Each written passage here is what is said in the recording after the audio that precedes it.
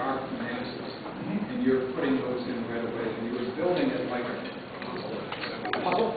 Yeah, it's a lot of it. But in terms of choose, like you get in the big painting with that, and you're starting to choose colors, you pretty much say, now, what's the point that it happens? You say, well, I've got this painting, that's going to be the color and the value that I want. Well, you know,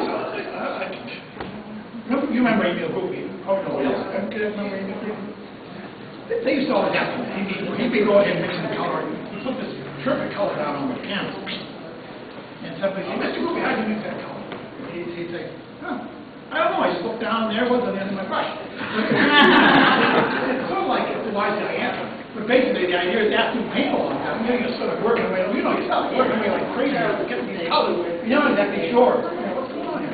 You think about it. Oh, there it is. Well, it's not exactly right. You go in there, you fool around a little bit more. But you're not thinking too much about it. You might think, well, I got to put a little blue in here. It's a little warm. I got to cool it down. But that's all you're really thinking. Too light or too dark. Think of these big terms.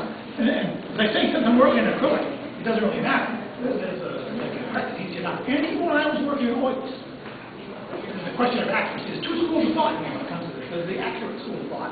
That's the whole thing. These Chinese are right. Two schools of thought when it comes to one is the Charles Hawthorne school, which is that you've got to look at, you've got to study that and you get that color exactly right. So does he does. But you put that, get that color exactly right in relation to that color, and this color exactly right in relation to that, and this exactly right in relation to that. Forget about the subject. And if you get all these relationships accurate, before you know it, you've got the subject. You just step back, and you haven't even thought about it. That's the accuracy school. And then there's the Frank Brangman. I tend to be a little bit more of the Frank Brangman school. So someone talked to Mr. Brangman years ago. He used to do murals, huge murals. Frank Brangman was more famous in 1900 than Picasso is today. He was the most famous artist alive. Ever heard of him? Never heard of him, but nobody knows. Yeah. A couple of painters. Go on. He's a terrific artist. But anyway, Frank Brangman, they asked him one time, gee, Mr. Brangman, you're laying in these big murals. Who do you hire to lay them in for you? Because he can't do it. He has to have assistants. What do you hire, a fourth-year art student? No. I always hire a first-year art student. First-year art student always gets the color wrong. Because if I tell him to make a yellow-green cloak, he makes a blue-green cloak in the end. Always gets it wrong. Well, then I take the right color. Go over and put a couple of slashes here and there, and I'm thinking, the vibrancy is better than if I painted the glass.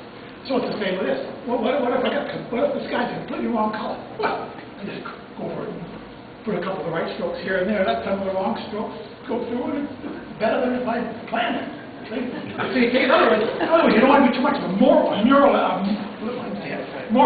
A moralist would kind of feel like beat themselves over the head, would say, oh, I got that sky, well, how can I got to green and paint all the sky. Whereas I'm going to say, how can I take advantage of this mistake I made and make it make it worthwhile in the overall scheme of things?